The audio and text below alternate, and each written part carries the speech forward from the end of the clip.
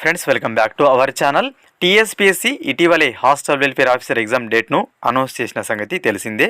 ఈ HW exam కోసం ప్రత్యేకంగా ఇంపార్టెంట్ బిట్స్ అయితే మన ఛానల్లో తీసుకొస్తుంటే దాంట్లో భాగంగానే ఈ వీడియోలో మరిన్ని ఇంపార్టెంట్ కరెంట్ అఫైర్స్ అయితే తెలుసుకునే ప్రయత్నం చేద్దాం.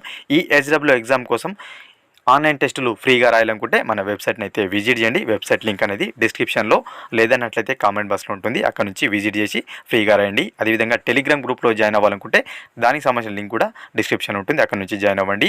ఈ వీడియో కనుక మీకు నచ్చినట్లయితే తప్పకుండా లైక్ చేసి షేర్ చేయండి. ఇంపార్టెంట్ హెచ్డబ్ల్యూ అప్డేట్స్ కోసం మన ఛానల్ని తప్పకుండా సబ్స్క్రైబ్ చేసుకొని పక్కన ఉన్న బెల్ బటన్ క్లిక్ చేయండి ఫ్రెండ్స్. ముందుగా ఫస్ట్ వన్ చూసినట్లయితే ఐఈఏ తాజా నివేదిక ప్రకారం చమురు డిమాండ్లో ఏ సంవత్సరంలో చైనాను వెనక్కి నెట్టి భారత్ అగ్రస్థానంలో నిలవబోతుంది? Option 1 2024, option 2 2025, option 3 2026, option 4 2027. IEA అంటే ఇంటర్నేషనల్ ఎనర్జీ ఏజెన్సీ అనమాట. తాజాగా ఒక నివేదికనైతే ఇవ్వడం జరిగింది. ఈ నివేదిక ప్రకారం భారత్ 2027 వరకల్లా అత్యధికంగా చమురు డిమాండ్ కలిగిన దేశంగా నిలవబోతుంది.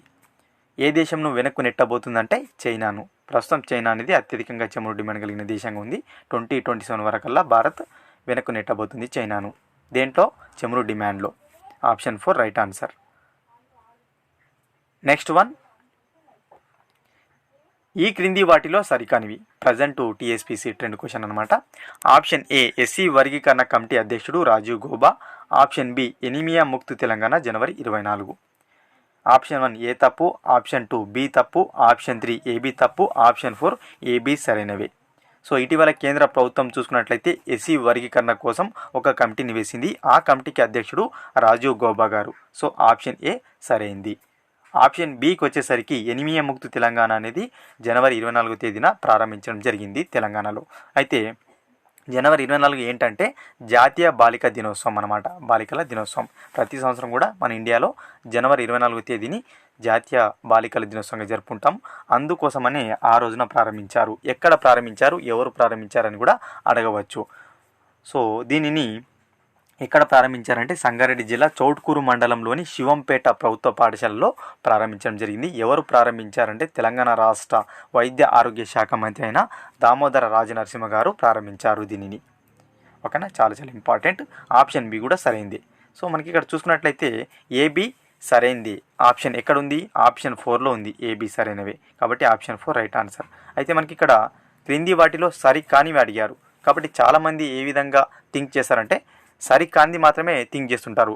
ఏ అయినా తప్పు ఉంటుంది, బి అయినా తప్పు ఉంటుంది, ఏబి అయినా తప్పు ఉంటుంది. కానీ సరైన వాటి వరకు ఆలోచించే అవకాశం తక్కువ ఉంటుంది. కాబట్టి ఈ విధంగా కూడా ఆలోచించండి.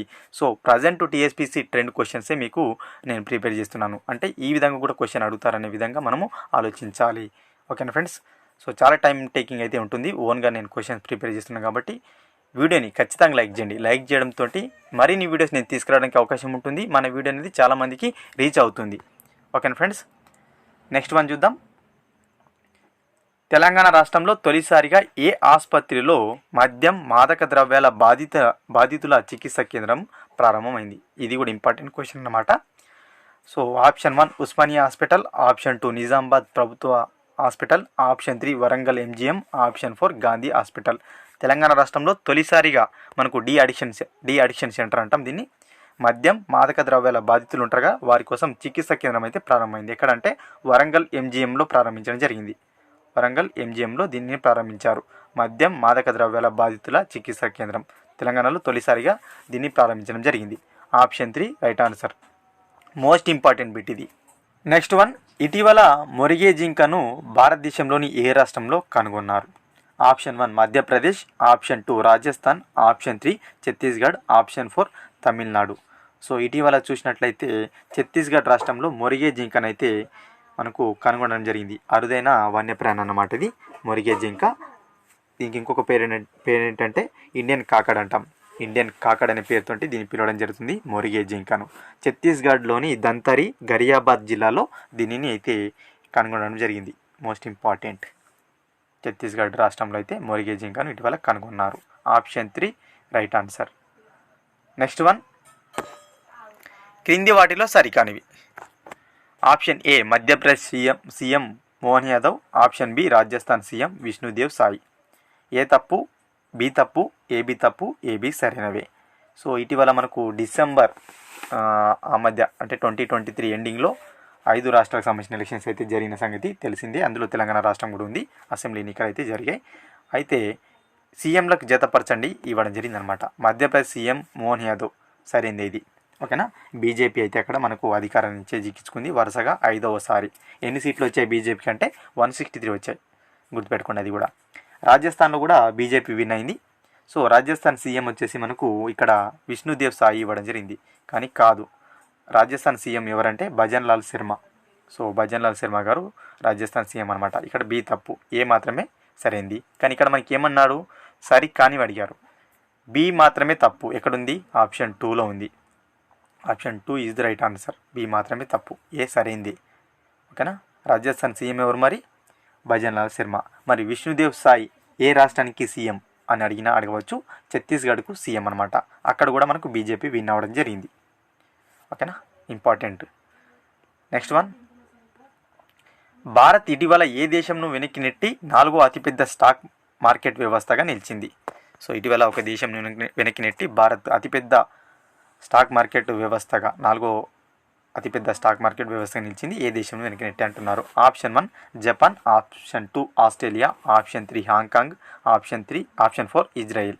ఇటీవల భారత్ హాంకాంగ్ను వెనక్కి నెట్టి అతిపెద్ద 4వ ఆర్థిక స్టాక్ మార్కెట్ వ్యవస్థగా నిలిచింది. హాంకాంగ్ను వెనక్కి నెట్టి భారత్ అతిపెద్ద 4వ స్టాక్ మార్కెట్ వ్యవస్థగా నిలిచింది. Option 3 right answer.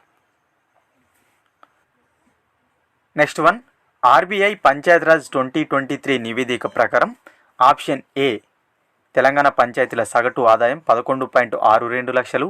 Option B Telangana పంచాయతీలకు 20 అధికారాలు ఉన్నాయి.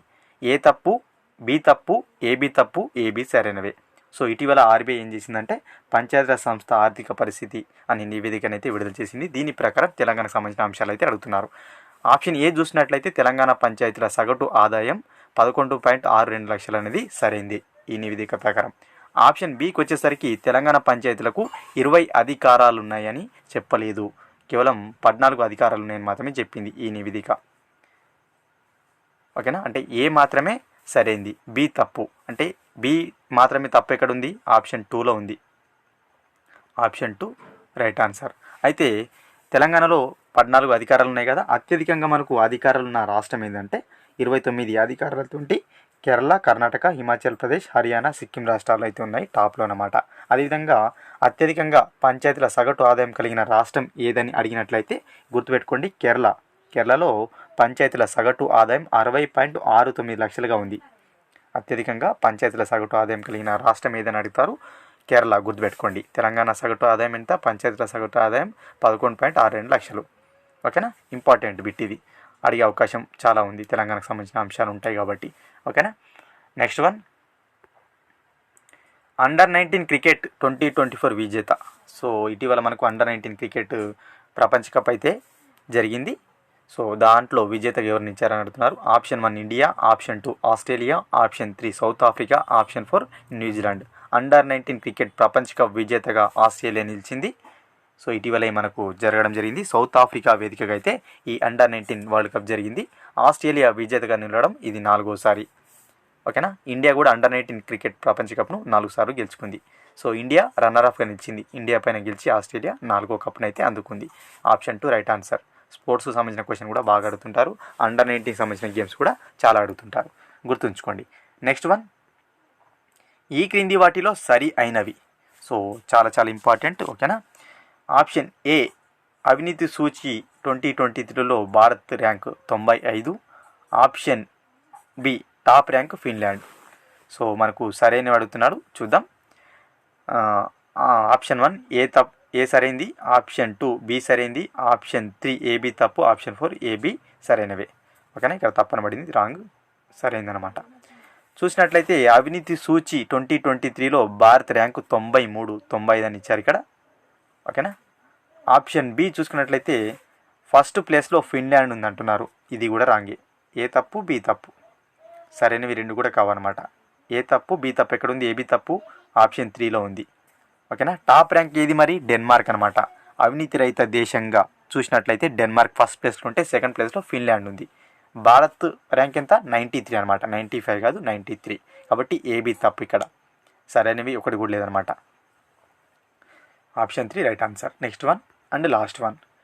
ట్రాయ్ కొత్త చైర్మన్గా ఇటీవల ఎవరు అపాయింట్ అయ్యారు? సో మనకు telecom regulatory authority of India ఉంది కదా, సో దానికి ఇటీవల కొత్త చైర్మన్ అయితే రావడం జరిగింది. ఎవరైనా అడుగుతున్నారు. Option 1 Anil Kumar Lahoti, option 2 PD Vaghela, option 3 Narayan Das, option 4 Saumyakanti Ghosh. So చూసుకున్నట్లయితే TRAI telecom regulatory authority of ఇండియాకు కొత్త చైర్మన్గా చూసుకున్నట్లయితే అనిల్ కుమార్ లాహోటి గారు అయితే అపాయింట్ అవ్వడం జరిగింది. ఓకేనా, ఇతను ఇంతకుముందు రైల్వే బోర్డు చైర్మన్గా పనిచేశారు అనిల్ కుమార్ లాహోటి గారు. ఇవి ఫ్రెండ్స్ ఈ వీడియోలో భాగంగా important current affair bits. Video కనుక నచ్చినట్లయితే తప్పకుండా లైక్ చేసి షేర్ చేయండి. అదేవిధంగా SWకి సంబంధించిన ఫ్రీ ఆన్లైన్ టెస్టులు రాయాలనుకుంటే మన వెబ్సైట్ని అయితే విజిట్ చేయండి. వెబ్సైట్ లింక్ అనేది డిస్క్రిప్షన్లో ఉంటుంది ఫ్రెండ్స్.